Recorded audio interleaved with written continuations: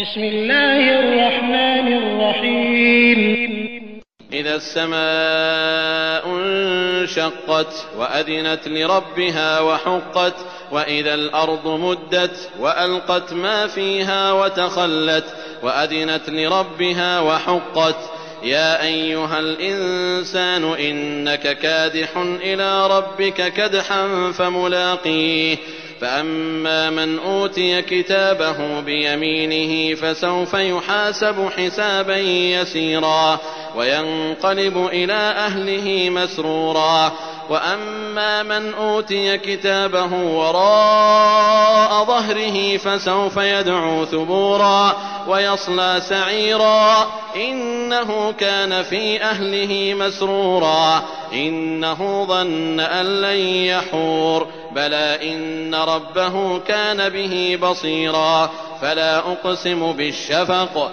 والليل وما وسق والقمر إذا اتسق لتركبن طبقا عن طبق فما لهم لا يؤمنون وإذا قرئ عليهم القرآن لا يسجدون بل الذين كفروا يكذبون والله أعلم بما يوعون فبشرهم بعذاب أليم إلا الذين آمنوا وعملوا الصالحات لهم أجر غير ممنون. आरंभ अल्लाहच्या नावाने जो मोठा मेहरबान अतिशय दया करणारा आहे.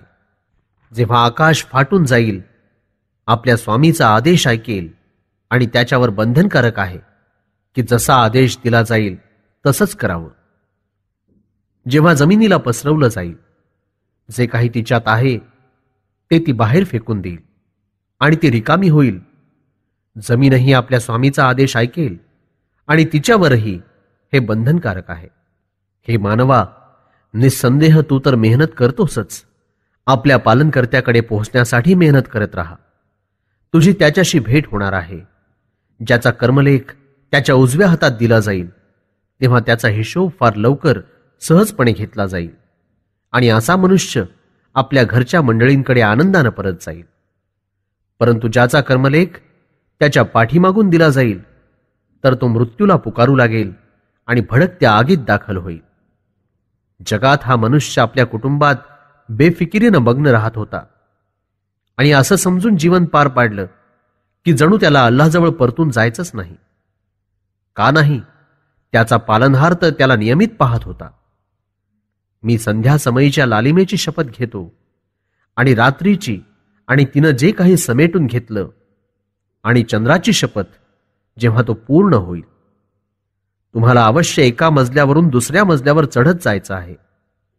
त्यांना झालं तरी काय की ते ईमान कबूल करत नाहीत.